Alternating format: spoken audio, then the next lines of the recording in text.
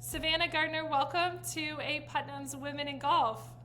I'm so excited to be here. Thank you so much for having me.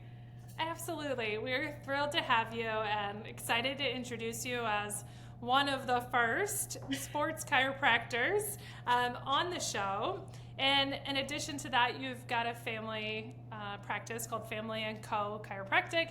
And then I can't wait to get into this, and that's your medical level 3 certification with the Titleist Performance Institute. So you have a really cool tie to the world of golf, and we can't wait to hear about it. Well, good. I'm so excited to share a little bit about it and see if I can answer any questions or, just dive into it. Oh yeah. You're on the hot seat, so I get to ask all the questions. But we start all of these off with the simple question of how golf came into your life. Yeah, so I grew up in Jupiter, Florida, which if you're a golfer, you know that is one of the golf meccas. So I didn't really realize it growing up, but golf was just a part of my life without even noticing. But I grew up out and about there. My dad was a huge golfer, and really golf started for my family back with my grandparents on my mother's side. And even as a child, when we'd visit them in Alabama, I remember they were always out playing golf, and my nanny had little things all over her house from all of the different tournaments she won with her and her husband, and so that was just always instilled in my brain. So like I said, I got to go out to the range with my dad a lot and spent a lot of time outdoors in Florida. So if we weren't fishing, we were out at the range. I never necessarily played very seriously. I would just hit a ball here and there with my dad, and it was more so just a place for us to hang out and be, and go to a couple different country clubs here and there to have lunch. But I always just enjoyed the atmosphere and the lifestyle of it. And that was something really cool that was offered in our area in so many different ways. So I did that. My dad played just for fun here and there. And I ended up, fast forward to meeting my now husband. He was a very serious golfer in South Florida. I think he was on, what do they call it, the PGA Junior Tour. So that's amazing. Good golfer. Yeah. So him and I's first date, as silly as it was the Honda Classic in Palm Beach. So I think my dad heard that and was like, where do I send the dowry? This guy's great. That kind of led into even more farther down the path of golf. So I always have just been a very fanatic fan and very impressed with the sport. I was actually a dancer and a baton twirler, if you've ever heard of that. Oh, yes. I was actually going to even make you backtrack and be like, all right, so what was high school like? Did you ever, it sounds like maybe golf wasn't in your bag of tricks at all, even during during high school and growing up like that? Always casual? I just enjoyed watching, and I would go to tournaments, and it was always on TV in the house. But like I said, I never played. Yeah. I was a very dedicated dancer and twirler, and ended up going to college for that. So that was really where my focus was. But it was just that we were always out at the country club or doing certain things in the realm. Yeah, you were around it. So when you went to college, where did you go to school? So I went to undergraduate at the University of Alabama, Roll Tide. Okay. So I was there. Yeah. And I got to twirl there. And so you were twirling there, and you have to tell me, so this is it considered a D1 sport? Yeah, so baton twirling is not necessarily recognized by the NCAA. We are part of the $1 million band at Alabama, but it is a very intense sport if you are in it. We go up to nationals, and there is a world championship as well. So it's a very small sport, but it's very skilled, much like golf. So I think that was something that now as a golfer I really tap into and recognizing the frustration and mental part of it. Yeah, that's fascinating. I don't think I've met anybody that has that ability and skill set. Now, were you at some of the every football game, and you were out there typically with the, I guess it's cheerleading? They're probably not even called cheerleaders. This is how you're fine. We're just sync I am with all that. So you were out there. Did you travel with the team? Yeah, we got to attend 3 national championships while I was there. You did. I am spoiled rotten with sports as a whole. We got to travel with the team, and I actually had to ask Nick Saban to move out of my spot one time. But I've been able to travel and see a lot of the different NFL stadiums and meet so many people because of that. Yep. That's really cool. And that's been fascinating that you had that. And I'm sure it was as intense as any D1 sport in terms of practice and things. I've got little kids and no girls, but like seeing my friends with girls go through the craziness and the dedication that cheer takes, that dance takes, that all these things were like, goodness gracious, it's as intense as any sport. So I'm sure it probably felt the same way in terms of juggling that and school. Oh yes, time management, physical management, all the things. So what did you study at Alabama? So I studied exercise sports science. I always knew I wanted to go into physical therapy or chiropractic or sports medicine as a whole. I actually had a spinal injury when I was 14 from tumbling. And that led me to have a spinal surgery when I was 17. So I have some hardware in my back. I have a spinal fusion at L5-S1, which is in that really low part of your back. And honestly, that's kind of what kept me from playing golf and just kept me a fan, because the first thing that came out of my surgeon's mouth was, make sure you always do a desk job, make sure you never lift anything heavy, and avoid any rotary sport. And so I took that and ran with it. However, I did continue my training with twirling and managed to still get to a position where I could still twirl in college. And because of that, I think that also led me into the field that I do now. But it took all this training and all this education and everything to get me to where I can now play without pain and actually do something with it. That's amazing. And I'm sure you come across patients all the time, right, that have been told the same thing. And it's always like, you've got a good story of overcoming that adversity and doing what you did from your, baton twirling, and then now being in this field, being able to golf, but help others probably that are dealing with the same exact struggle. Yeah, I did exactly what the surgeon said for maybe a few months, and then I picked one of the most physical, demanding careers. I work out all the time and lift, and I'm now taking up a rotary sport. So that's so cool. Does it bother you at all? Like, is it just certain things that trigger it, and you find? Yeah, I mean, the only time that I really get quote pain is just if I'm traveling a lot, sitting. Honestly, if I'm not moving, that's where I have my pain. Sometimes flying, but. It's mostly, I found that an object in motion stays in motion, so that's what I do. I love it. I think we all feel that way too. Yes, the aches and pains as you get older, and yes, more sedentary. It does more harm than good, for sure. So out of college, where did you go? Did you move back home and to Jupiter, or where did you go after Alabama? No, so during my college career, I was having pain, post-surgical pain, and so my athletic trainer was sick of me complaining and was like, just go to the chiropractor, which I was terrified of doing. So I ended up going to one. It changed my life. I was out of pain. I could return to sport, and then I ended up interning with them. So found that career through my experience as a patient, and then I ended up going to the school really without doing too much thinking into it. I went to the school that my physicians went to because I just really liked how they practiced. And how they were, they knew what they were doing. But it was also in Florida, so that was intriguing. So I went back to school at Palmer College in Florida, which is in Daytona Beach area. That's where the LPGA is located as well. And did my education there. And then I married my husband, who's in the Army, and we moved because of that. But that brought me down to Pinehurst. So. That is so, that's amazing. Oh, did we freeze? It tends to do that sometime. Okay. I think we're okay. I think you left off of, then you met your husband, you moved down to Pinehurst, and, okay. So you down to Pinehurst, did you meet your husband in school, at chiropractor school? We actually met in high school. Oh, okay. And you said he was in the military, so that's amazing. So kept that going. You can say high school sweethearts then? Yep, he ended up going to Alabama. That's actually how we met. We got connected from there, and so he attended the university. And then when I went to chiro school, he went and joined the Army and did all his training. So we really got to kind of focus on our two pathways, but still support each other as we could. And then the rest is history. Now we're here. It is. And may I ask, like, how long ago did you guys get married? We just celebrated 2 years, so we're Okay. about 2.5 years now. Yeah, like still pretty new. Pretty new. Oh yeah, we're young. Is he still active in the military? He is, yep. Yeah.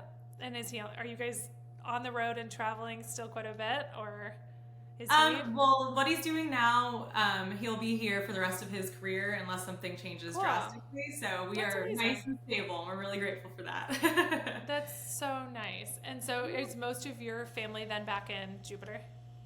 My parents now live in Alabama, and his parents actually retired out in the mountains of Colorado. So they're big skiers. Oh my gosh. They live on a course out there, and they get to play golf in the summer and ski in the winter. Yeah, that's a good combination and probably nice for you guys to visit. Yeah, That's really neat. Visit for sure. Yeah. So post chiropractor school, and obviously getting married, what was your first job then out of school? Yeah, so I worked in a typical chiropractic office. So I worked with a gentleman in Georgia, and that when I say typical, when we think of chiropractic, we think, you got your exam and then you come in multiple times afterwards. And it was kind of in and out care, and I could do as much as I could. But I found through that, I just felt like I couldn't get my patients better as quickly as I knew it I could. And I just started to make note of things that I wanted to do differently when I did have the opportunity to open a practice one day. But I worked very primarily there with pediatrics and pregnancy. So I actually do have a pediatric certification and specialize in pediatric and prenatal care. But I always joke that I'll see anyone womb to tomb. I've just always been that person that asks why. And so yeah. I think there was always a gap in knowledge with pediatrics. So I really wanted to fill that gap in my own time. And then now working with athletes, kind of like you alluded to earlier, most kids, I would call them professional athletes, some of them playing multiple sports, spending hours a day practicing or in games. So I knew I wanted to be a sports chiropractor, and that required me to be comfortable working with kids. So I did that. Really You've got quite a breadth of experience underneath you, and that's so. Are you still at that same practice, or is the one you're in now yours? The one I'm in now is mine. I was working at that practice in Georgia, and then when the Army brought us to North Carolina, I just decided then and there that I wanted to create a different practice style. So I call it kind of a boutique practice. I always say if you can't tell if I'm a PT or a chiropractor, I'm probably doing my job right based on research.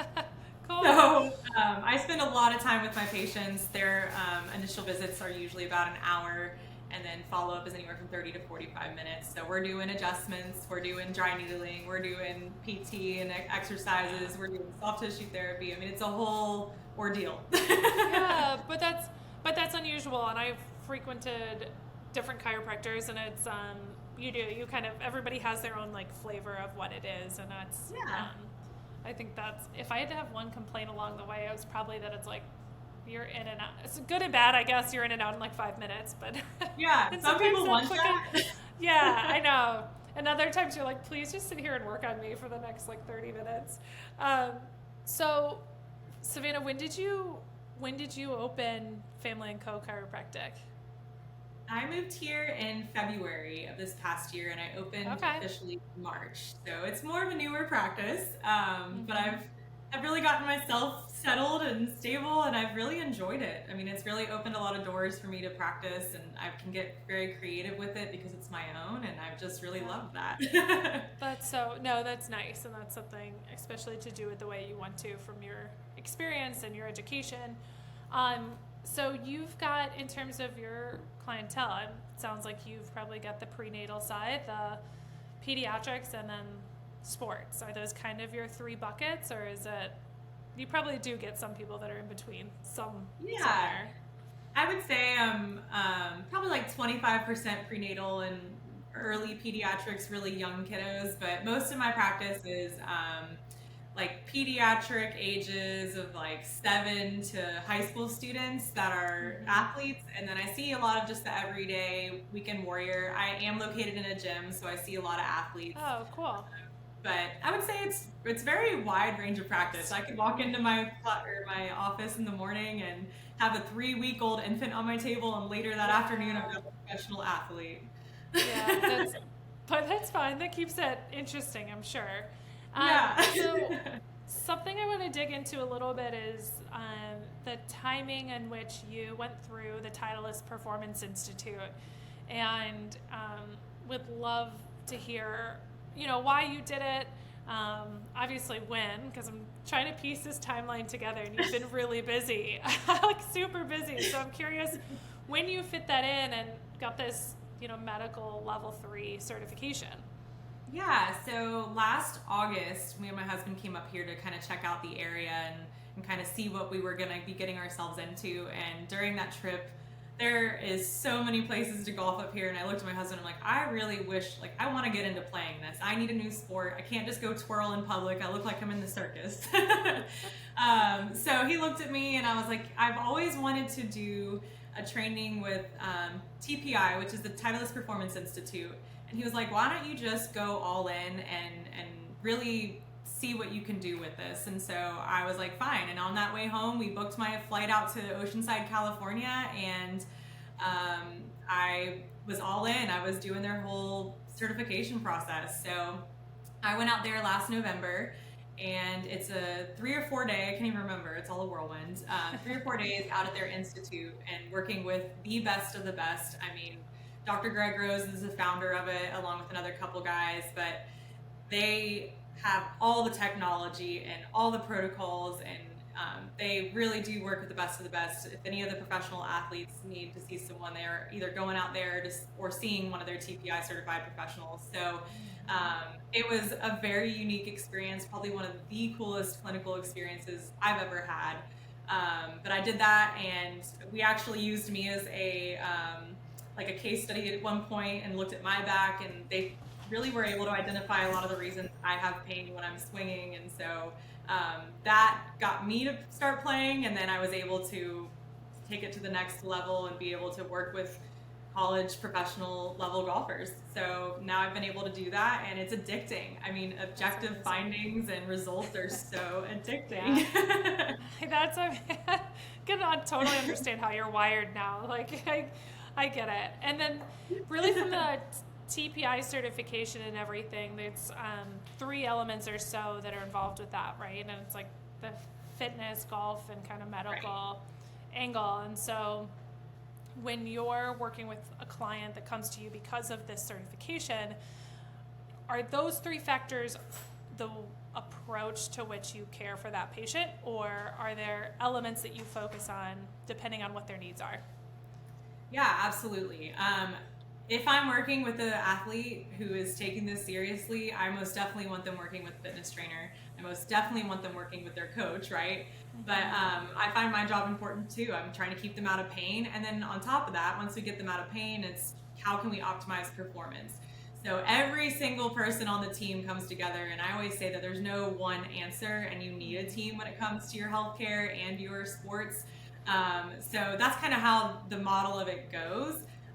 Like I said, my job is really just keeping them going and keeping them out of pain, but also finding a swing that's most efficient for them and what's going to really lead to their optimal performance on the course and off the course when they're working with that fitness trainer, when they're working on other parts of their life as well. So it's a really cool dynamic. I actually had the privilege of working with a D1 golfer this summer where I would attend his lessons with his coach, who was also a TPI professional, and sitting there and watching what they were doing and seeing what his goals were with his coach, I was able to then take that into my office and run with it. And we saw such great results with it because it's a really holistic perspective and a holistic approach to the care and the performance of that athlete. So ideally, that's the goal. If you can have all the things and that's your goal is to be at the highest level, then that's the way to go. That's really cool. So just to dissect that in terms of your certification, the way that works. So your level 3, like medical level 3, puts you at that TPI expert in that medical realm, right? And then you have the other certifications then kind of like a level 3 golf certified, or is it in those 3 categories that you're finding that certification? Yeah, so they have like their basic intro. You can have like a level 1 and a level 2 professional, and that's a great place to start. But for the higher level athletes, you want that full package of training, and that requires us to attend the institute and see what they're doing and use their technology and be educated not only in the medical side of things, but also the data collection and the objective findings. So that's what we got out of that experience out there, and that's what really brings in the next level of care. So it's really just, you have to start somewhere. You have to start at that level 1, Sure. but working your way up to that high level is definitely the goal if you're trying to work with the pros, for sure. That's really neat. And is there a lot of continued education in that space then? Yeah, they offer a ton of training, and you can take the fitness courses, you can take the golf courses and stuff. I'm actually headed back out there in a few weeks to audit their medical course again, just to see what else I can get out of it, but to see if I can help them develop it in any way. So I'm really excited about that experience, and I look forward to going out there as much as possible. Honestly, I just think it's the coolest thing. Like I said, the results are just way too much fun and way too addicting. Yeah, that's really neat. It sounds like you found like kind of another niche as you look at your focus on pediatrics and prenatal. Like that's a spot, but obviously golf and performance from an athletic standpoint is a little niche in itself. And have you is there, with even like TPI and maybe chiropractic when it relates to sports and athletics, is there a good community that you've kind of worked with now and have built through that? Or especially I think on the women's side as well, have you found with even going through TPI that there are other like women that you've networked and connected with? Yeah, so I actually have been privileged to meet quite a few women through the network. Actually, when I was out at Titleist, I met 2 other women providers who were going through it as well. And of course, we're in a very male-dominated sport and field, so it is really rare that you get to meet other women. But when you do, I feel like we're like clicking and we've got to talk and really getting excited about what we're doing and trying to find ways that we can bring other women in too. So that's been really neat. And I also connect with other patients because I'm a female, and I think that's been fun. I think we're all trying to just get educated and get involved and then help other people join us and help other women come into the sport and into our field and whatever that may be. So I definitely think it's been a good opportunity, but I definitely think there's more room for us, and I'm excited to see how far I can grow within the TPI organization and in my own career. No, that's awesome. And it kind of leads me to a question I always ask is, what's next for you? And do you have specific goals in mind this year, next year, like 5 years? Is there anything that's just on the horizon that you're like, here's where I want to be, or here's some things I'm working on? Yeah, so I am in that beginning stage of my business, but I definitely have a lot of things that I want to do. Right now, I'm just focusing on kind of cultivating what I have and trying not to imagine the greener pastures, right? But I'm saving my pennies and I'm doing my research, and I'm really excited. My goal is in the next year to develop to move into a larger space and be able to bring in multiple providers. But also bring in that technology that I was kind of talking about earlier. I'm looking for a space to have a swing bay and allow my athletes to come in, and whether they're golfers or baseball players, they can collect data and I can use that information to apply to their programming and their treatment. And I really want to just bring a space that provides that collective holistic experience. So that's my goal as of right now, and I'm trying to make that happen. And then just see where that goes from there. I feel like I used to be such a planner and have this 10-year plan, but I've learned that you just kind of have to go with it sometimes. And I think maybe the Army wife life has taught me that. You never know what probably. Yeah, I don't doubt that that's piece of it, but I mean, it's such a huge accomplishment from just a couple years out of your education and what you've continually done to further that education. But then starting your own chiropractic practice is a huge step, to begin with. And I think to your point, since it's still so, pretty new, it's like you got to kind of ride that wave and figure out what's working and have, I think, a goal in itself of finding a bigger space and integrating that data and the technology and everything is such probably a great place to head and stay focused. Yeah, it's really exciting. It's something to look forward to and work forward to, but definitely scary. But I think taking the leap of faith is kind of the name of the game, and I think we're all working in our own way to do so. I moved to an area I didn't know anyone in, and I think because this community is such a great place to meet people, and I think it's honestly probably because of so much of the golf community. We all know that there's such a networking part of the sport. That's such an established vibe in this Pinehurst area. Is like, how can I help you? And doing so, how does that help me? So I've really been grateful to have my practice here and be part of this community for sure. But I want to see it go even farther. Yeah, you will. You'll totally find it. And have you, in terms of the golf side of things, have you worked with any, I guess, Epson Tour players or LPGA players? Is that a space, and I'm assuming you hope I mean, any client from either of those, areas I'm sure would be very welcomed. Yeah. But have you had the opportunity yet? I have worked with 2 tour players, obviously because of HIPAA, I can't disclose who. Oh, of course not, of course. And like I said, I've worked with a couple college golfers, so again, still an establishing practice stage, but because of the training, I think people are seeking it out, and I'm excited to see where a lot of my junior players end up. They're the next generation, so you work with them, you work really hard and hope that they make it, I know, that's so true. Yeah, that growth with those college athletes or junior athletes, that's a fun thing, and being part of that in the early stages is probably really neat.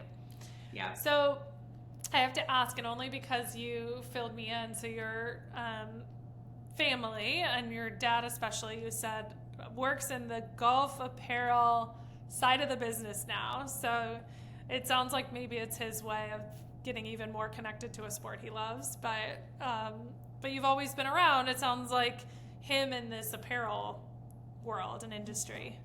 Yeah, he initially was he's in men's fashion as a whole. Growing up, my friends would always ask, "What's your dad do?" And I would say he sells ties, because that's what he did. He was in like the suit market. So he started there, and I feel like as time has gone on, our lives have gotten a little bit more casual, especially in the workspace, which I find so fascinating about your line. And I want to get into that a little bit, but he has definitely transitioned more into that like resort wear and sport wear for men. So he works with a company and is their sales rep and does a lot of cool things. But I've always asked him, "Dad, where's the women's stuff?" And that's his realm of men's things. But we're thankful for you to people like you in companies that develop apparel for women, especially as we're becoming more part of this sport. The guys have all their clothes. What I think is neat about their apparel is they can wear their collared shirts to work, and now you're developing things that you can wear into the workspace. It is a little bit. It's funny. It is funny, and I think that's the golf attire has such a big play in menswear, period, right? But of course, it's so much less complicated, and I talk to people about that all the time, that you look at like a pro shop and their sales in terms of percentage of revenue, women's is just a small little like slice of their revenue, and I think it's attributed to a couple things. Obviously, it's a male dominated sport. I think it's starting to shift, and with that is more women saying like, all right, well, we want more options too, but we're like very complicated shoppers, right? Like there's so many different styles. There's so many. You've got a top and bottom. Like we can simplify it to that, but it's like wild of people that are like, oh, I want something a bit more conservative, or I want something a little bit edgier, or I like preppy. I like color. I don't like color. So it's hard to please every woman golfer or shopper, I think, in a pro shop, and that's kind of where it's interesting that there's so many brands like ours popping up, and it's great because we all have a little different take on it.